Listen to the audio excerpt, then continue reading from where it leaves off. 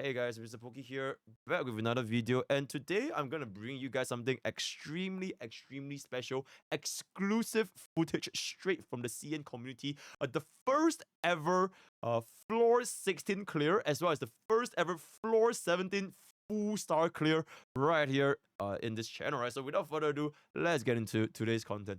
Subscribe!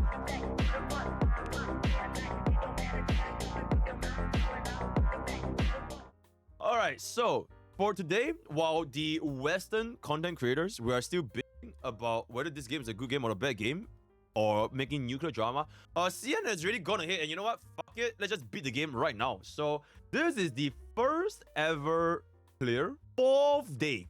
Blood cleared Floor 16 with a E0S1 Allen on the 4th day, using level 40 units. Absolutely insane, right? The first ever. So I'm not gonna say a lot. We're just gonna look at how his run went. That is pretty much all we're gonna be doing, right? Without further ado, I'm gonna jump in. Alright, so this is going to be the actual run itself. Blood is going to be running a Grace, Lucy, and Rina team comp. So one thing that I have noticed over here is this is the classic anomaly team, right? This is a classic anomaly team. We are not going to be making use of our days units at all. We are only going to be making use of the absolutely redonkulous amounts of anomaly damage featuring Grace and Rina. Lucy is there because Lucy acts as our dual DPS support because her buffs affects the entire team. You can notice that the clear right now, it is mostly cycling between Grace as the sort of having the highest uptime. Grace is mainly the highest uptime, and then we swap back into Rina whatever possible to apply the buffs here and there, right? And we are also using Grace ultimate to kind of deal damage. You can see that this robot right here, this rebel machine, whatever, they are gonna be weak to electric, right? So I want to show you guys this thing at the start, right? Kind of stop, pause here. Okay, notice how at the start, he's already positioning his units to push forward the mobs and grouping up with the boss. So this is also a very common thing that you're gonna see, especially in like Wuthering Waves, where you want to group up everyone as much as possible. He's intentionally moving like to the back of the mobs to push them towards the boss as much as you can. So that it saves a lot of time when you're dealing AoE damage to everybody, so you get rid of everyone at the same time, right? So that is gonna be one trick that you're gonna be seeing a lot, especially in Shiyu defense. Okay, let's kind of fast forward this a little bit. Okay, the actual fight itself, you can see that triggering QTE, triggering back to Rina, triggering back to Grace, and finally he ends off the combo of the QTE with Grace. Like your DPS is gonna be the last unit to come out, and he's gonna be the one dealing a lot of damage. And you can see that the overall damage he's sustaining is not too bad. You can see that Lucy is around like half HP, Grace is around like 60%, 70% HP, Rina is completely untouched. Now that hit over there, it was a... Okay, let's pause here for a second. That hit over here was a direct red line shot. It took around maybe 25-ish% of his Grace HP. And this is Floor 16, guys. This is Floor 16, the second last floor of the entire game, right? So my point still stands. If you guys check out my previous video in my mid-game review, I don't think any boss is going to be able to one-shot you at all. And this pretty much confirms my theory. You're probably never going to get one-shot. And this is with, like I mentioned, level 40 units, right? So, yeah. The amount of damage you're going to be sustaining, it is definitely not as negligible compared to the early game. People are saying that you can tank like, what, 30 hits? Definitely not here, right? But you can probably tank like 4 or 5 hits relatively okay. And since the parry and dodge windows, they are quite generous, right? The odds of you actually tanking all those hits all the time, it is going to be quite rare, right? So take that into consideration. And now we have new mobs forming, and the boss is just going to be doing a lot of bosses. The main trick here is basically he's trying to group up the enemies as much as possible, always grouping them, lumping them together to deal damage to both the mobs and the boss at the same time, right? So that is kind of the situation. So the rest of that, you can see your Grace getting dangerously low from a fucking sumo slam all the way with 2000 damage. Blood is like 10% HP left, but she is still alive. So this is definitely not an example of a perfect clear. In fact, this clear, I'm just gonna go ahead and spoil it for you guys. It is not an S rank clear, alright? It's not an S rank clear, but the fact is, he still managed to did it using level 40 units 4 days into the game. So it is kind of crazy, right? But yeah, you can see that even though he got hit, he basically had to play perfectly now. he kind of used up his chances. He basically has to play convert. He has no healers. There's no healer in this team. You have to kind of just dodge everything. And if his Grace dies here, it's gonna be a reset on the run, right? So for now, he's just gonna dodge everything, parry everything, and pretty much just have to play perfectly, essentially, right? So now it's kind of like just doing normal stuff. There's no mobs. Focusing on Grace. Dodging here. You can see that he uses a lot of these kind of like dodges. That didn't really use the quick swap. He's always dodging. So one interesting thing to know, man does not use the quick swap, and he instead often chooses to dodge instead of quick swapping with the other team, which is interesting to see, right? Interesting. Alright, so that's gonna be that. Lucy going for the buff, so he's mainly just using Grace as almost always gonna be up, right? You can see that Rina is like probably, I think like Rina is kind of like Verena in Warrior Waves. You use her up for like what? Very short amount of time. 90% of the time is always Grace. It's always Grace. It's still Grace. And Grace. Aboba. Constantly spamming Grace. And then whenever Rina comes up, swap in for Rina, swap in for Lucy for the buff. When the QT triggers, swaps in the slot, and it always ends off this team with Grace. So Grace will always be your main DPS. And you can see that the amount of damage it's doing is honestly very impressive, right? So that's going to be that. Boss is currently around the halfway mark here, and we are going to be at 7 minutes into the fight.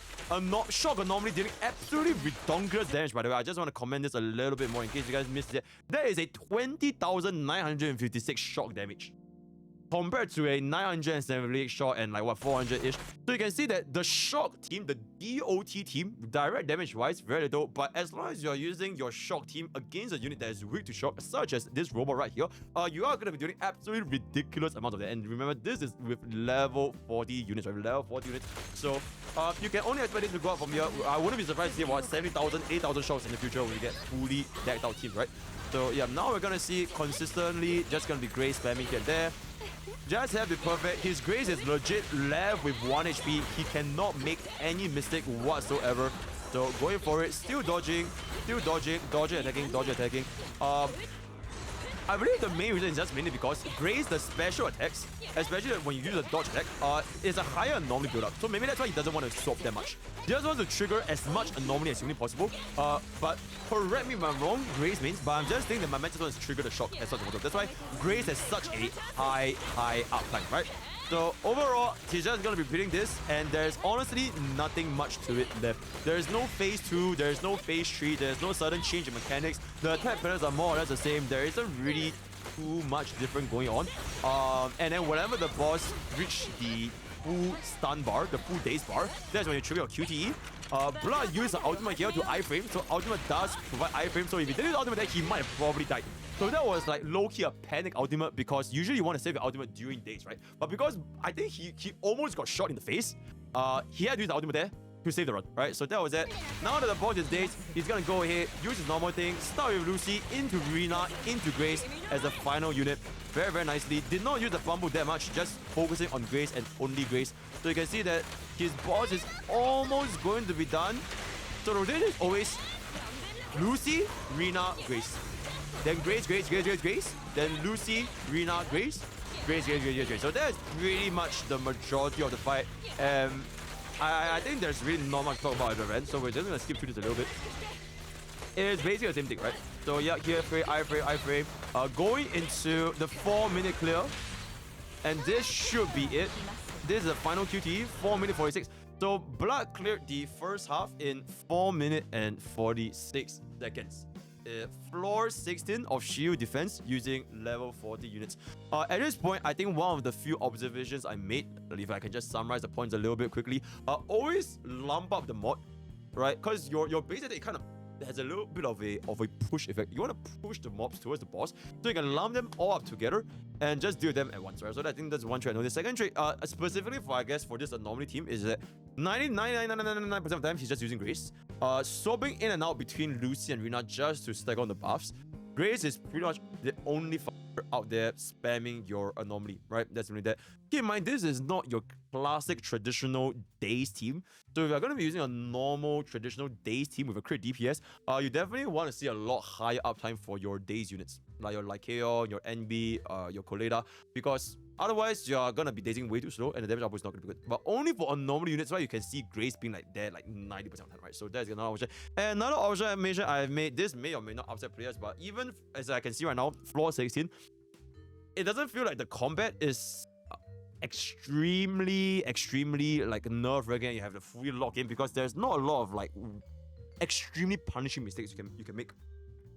Blood basically got hit. He made quite a bit of mistakes in the early game, but he fully locked in at the last portion. He just didn't get hit for the next like 5 minutes because his grades at 1 HP left, right? But generally speaking, I think that even for level 16 and level 17, the bosses, they don't one-shot you, and it is more or less like a health sponge. You have to deal the amount of damage required to clear the stage, and other than that, there's nothing too crazy to be expected. There's no unique mechanics, unique features, even at our second last stage of Shiyu defense, right? So these are the observations that I have made for the first half. And now let's jump into his second half, which is gonna be a lot better. This is gonna be the best in slot ice team. Best in slot ice team featuring Ellen, Lycaon, and Sokaku. So let's take a look at what we have. Man only has 4 minutes and 45 seconds remaining, and he has to clear this in 4 minutes and 45 seconds. If he doesn't clear it, then he just straight up loses. You have to clear the entire stage in 10 minutes. You can see how Sokaku had a very nice way at start, lumping up the mob, so he's just basically going for the mobs instantly, ignoring the extra elite at the side, just dealing the mobs as fast as humanly possible. Ellen rotations here, very smooth. You can see that he's just using his stacks, building his stacks, really nicely. So this is a classic daze team. You can see that once the mobs are dealt with, he instantly flips back into Lycaon, trying to deal more daze damage. Sokaku up there dealing the buffs. Ellen is going to try stack up the stacks. So the moment she's done, you can see that the moment Ellen builds up the 3 stacks, so Sokaku had 3 stacks, right? Sokaku had 3 stacks, swaps into Ellen. Ellen charges the 3 stacks. He doesn't stay in this. He does not continue using Ellen as of this juncture to deal damage because he's not going to be dealing a lot of damage. He wants to swap back to Lycaon in order to deal Daze Bar. So instantly swapping to Lycaon. And now this is where the remaining time he's going to be trying to deal as much Daze damage as possible instead of using DPS to brute force, right? So one example, in the early game, you could probably do this. You can brute force with your DPS, ignore Daze. But by the time this is pretty much endgame, right? You have to make use of this Daze Bar, otherwise you're just dealing like absolutely no damage to the boss whatsoever. So now Lycaon's gonna go in, stack on the parry, put the bop, stack on this, dodge attack, and then he swords back to Lycaon to do the final break, bro. So you always want to be the one breaking. Lycaon has to be the one breaking. If Lycaon doesn't break, you miss a very big stun multiplier. You have to, so right before he goes into the break, he makes this quick swap into Lycaon, and this breaks him. So you get the additional 35% stun multiplier. So that's gonna be very good. Then it's gonna be Sokaku, do a little sweep, and then swap back into Ellen, go in. And now you guys see, this is the important thing, right? This 185% damage, if you did not have Lycaon's break, it will be at 150%. So if you guys have Lycaon, always use Lycaon as a person to go ahead and break the Daze Bar, right? So now he's gonna be broken. He's pretty much just gonna be permanently in Ellen's mode. Swap this, letting the cooldown expire, by the way. Letting the cooldown expire. So that is a trick that I don't think people have been even thinking about. You do not want to swap back out into Lycaon or your butler because it's effectively a DPS loss. So Blood legit just let the QT expire so that he remains Ellen on the field. Instantly going into the ultimate. Big hit. Absolutely nuclear damage for the freeze and the shadow. And now you can see that the health bar goes down tremendously. It goes down a lot faster during this day state. Now you can see that it basically have to do everything over again. Now he has to kind of group up everybody. So now the objective is to kind of just group them up. Yep, you can see group. Sokaku applying the buff, swap back into Ellen, deal damage with the mobs, just trying to get rid of everyone as fast as humanly possible. Sokaku going back in, applying a little bit of a boom, landing his fire. Ellen going for the quick assist because, in case you didn't know, support units, when you do their special attack, there's the assist button, right? The assist pops up, so you can actually swap into a unit for free. That's why you let the buff expire in order to swap back into Ellen. So Ellen at this point is just gonna deal with the rest of the units. Kazi and Ultimate instantly dealing with all the mobs. Pretty much gonna be one-shotting them here or right here. And yeah, that's gonna be doing the standard rotation, using like Kaon, building up the daze bar, building up the parry. And yes, parrying hits in bosses, it does deal damage towards the daze, whereas dodging does not deal damage towards the daze, right? So parry does help you a little bit in achieving a faster break bar. Okay, boom, boom, boom, boom, boom, getting a swap here. Ellen doing the standard thing, and then swap back into like, okay, I think that was a little bit of a mistake there because he didn't swap into like for the 185% stun, so that was a little bit of a mistake. But you know what? No matter, go back in. It's all good. Oh wait, he still got it. My bad, I'm dented. He still got it. Anyways, go back in, cause the butler, and then the final unit is going to be Ellen. Boom, boom, boom, boom. The thing is, he only have 2 minutes and 50 seconds, and the timing is honestly quite tight. The timing is honestly quite tight. Rest of the stuff, I think there isn't really much to say. Because at this point, by the second break, there isn't any mob spawning. There is no more mob spawning. And it is just him and the boss for the remaining 2 minutes 30 seconds. So, yeah. Dash, dash, dash. Boom, boom, boom. Bing, bing, bing. Deal break bar, deal break bar, deal break bar, break bar, big break bar, big break bar, big break, big, huge break. Huge back in. Big pounce. Big hits. A big assist, swap into the butler. Butler goes in, Ellen goes in, and you pretty much just rinse and repeat the situation. As of this point, you can see that this entire team is ludicrously healthy. 0 damage taken whatsoever. Extremely, extremely healthy team. And this is pretty much the second last end game stage in Shiyu defense, right? So very, very healthy team, and just goes to show absolutely how ridiculously good our ice team is in our current meta, right? It's just this is basically the tier 0 team for a reason, so that's gonna be that. Very chill, dodging everything, hitting everything, very chill. All right, constantly using his cycles. You can see that his Ellen piloting is honestly very, very good. There is barely ever a downtime where he loses flash freeze, right? This flash freeze stack over here, it is almost never lost. Okay, chat is a little bit fat. Let me bring chat down a little bit. Yeah, this flash freeze stack at this corner, it is never lost. So he pretty much have 100% uptime with Ellen's and Han's basic attack, which is very, very nice. You do need to maintain this rotation in order to do the highest amount of possible damage. So his Ellen piloting is very good, right? So now, okay, chat, go back. Other than that, there isn't that big of a discrepancy, right? Just parrying, just dodging. It is the exact same mob as you guys would have faced. Okay, Ellen. Oh, sorry. Okay, so Kaku took a pretty big hit here. This was his first glaring mistake that happened in the entire run. 1 minute and 59 seconds in. This was an attack. He missed it. He took a pretty big 2,835. Dealing, I think that was like 70% of his health. 60 to 70% of wait, let me move chat down and chat is fat. Yeah, that was a pretty punishing mistake. If he did another mistake, the Sogaku would have died. So that was the first major mistake my man made here. Nobody's perfect, but yeah, that's pretty much it. Okay, go back in. Causing the ultimate. Blah, blah, blah. Stack this on. Okay. Going for the parry, going in for the break, and just rinse and repeat, right? I think my bottom line is the mobs that you're fighting in Shiyu defense at floor 16 and potentially even floor 17, they are pretty much exactly the same. This mob, I'm sure you guys have fought before. This is not the first time we are seeing this mob. Just like how it is not the first time that we saw the Optimus Prime just now, right? These are the exact same mobs that you guys will be facing in the story, in the combat, in the Holo Zero, all that kind of stuff. I didn't notice any new attack patterns, or maybe I'm just completely blind, but most of the attack patterns, they are relatively the same, right?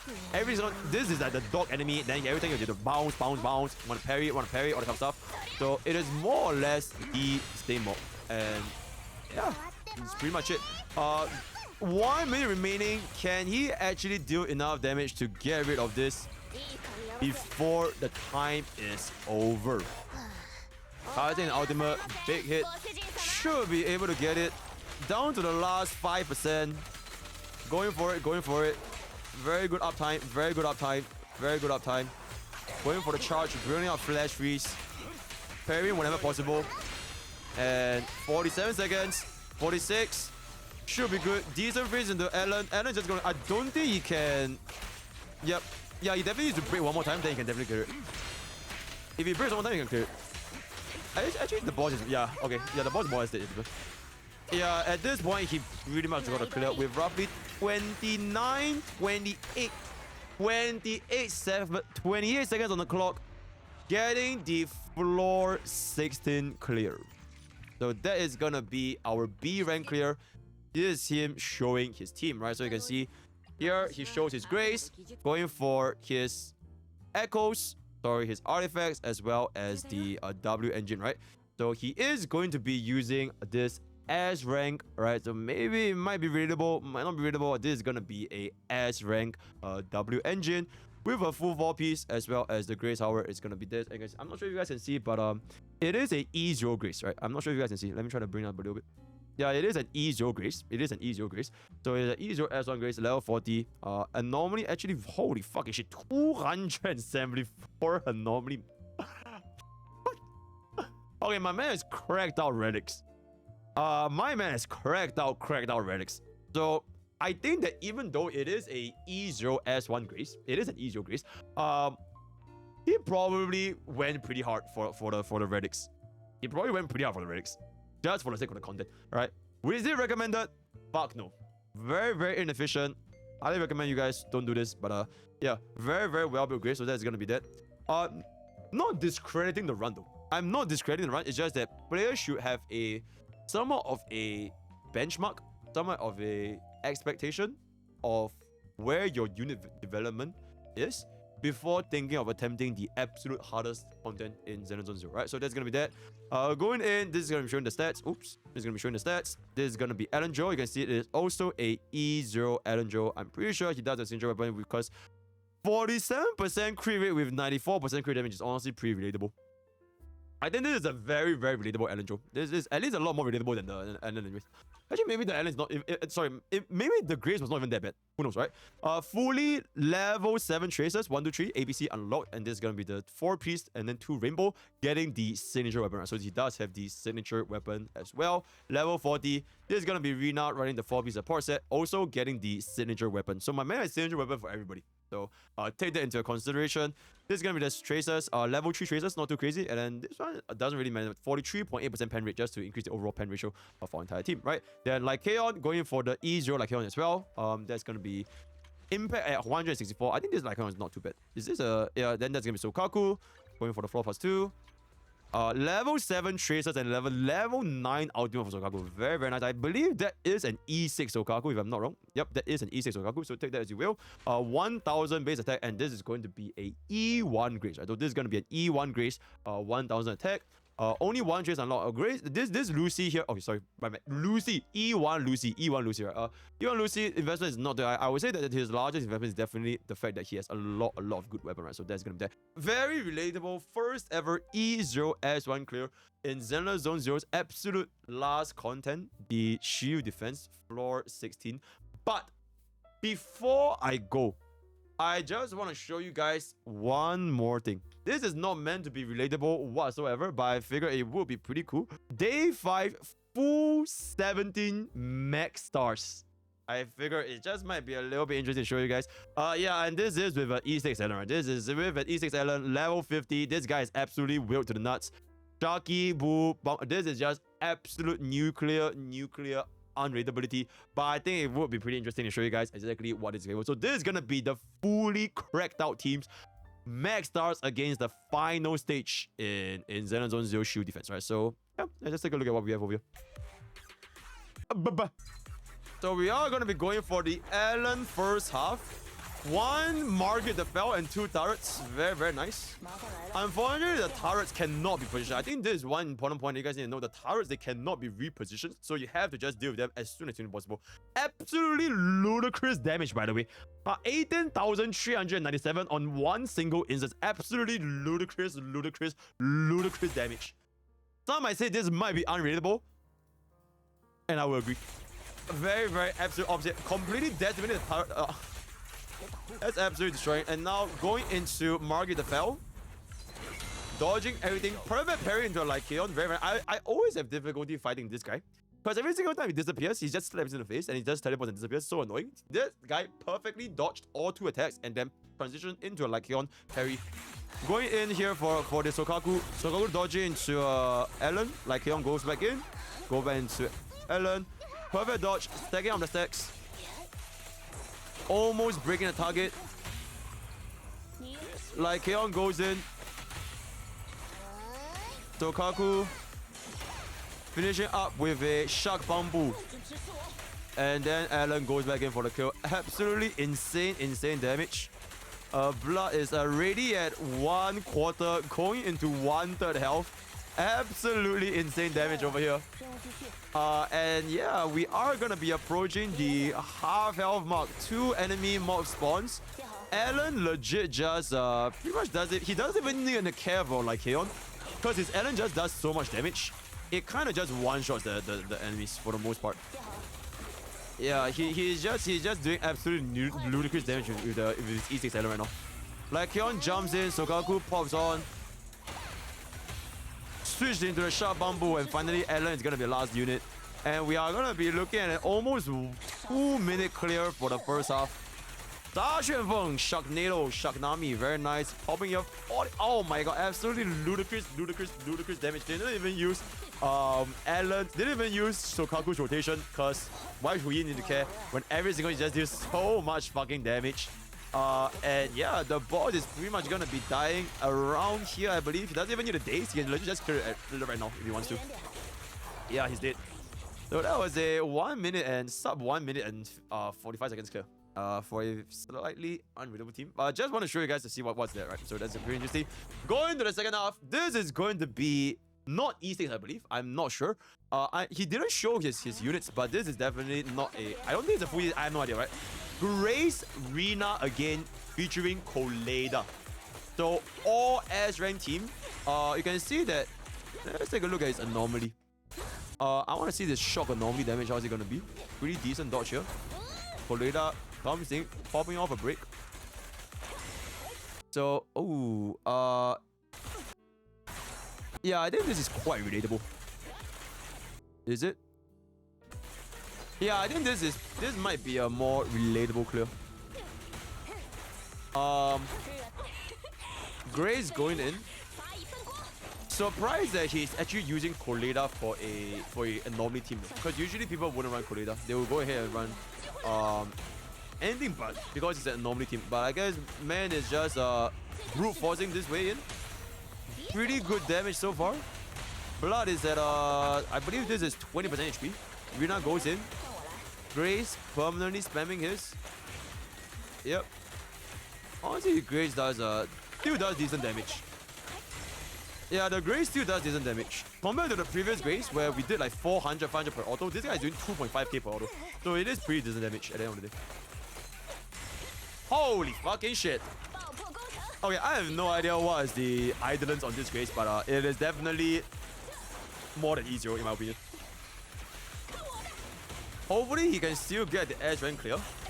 I believe the cutoff is that the stakes with stakes minute remaining. I'm not sure if you exactly get this.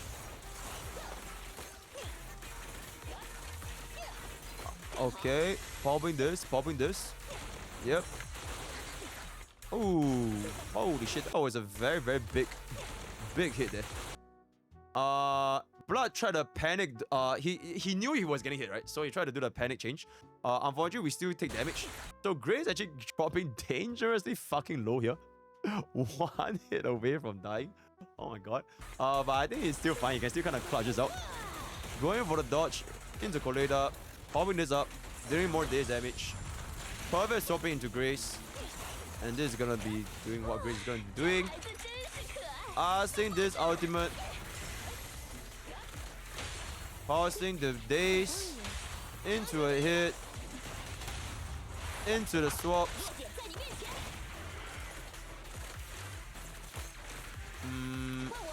I would say this team is definitely not as unreadable as the first team, because we are definitely taking a... I feel like this team is definitely still really high up now. It is like a 3-minute clear. Going into a 3-minute clear. Rina going for a very nice hit. we are very close to. Nah, he's fine. He's fine.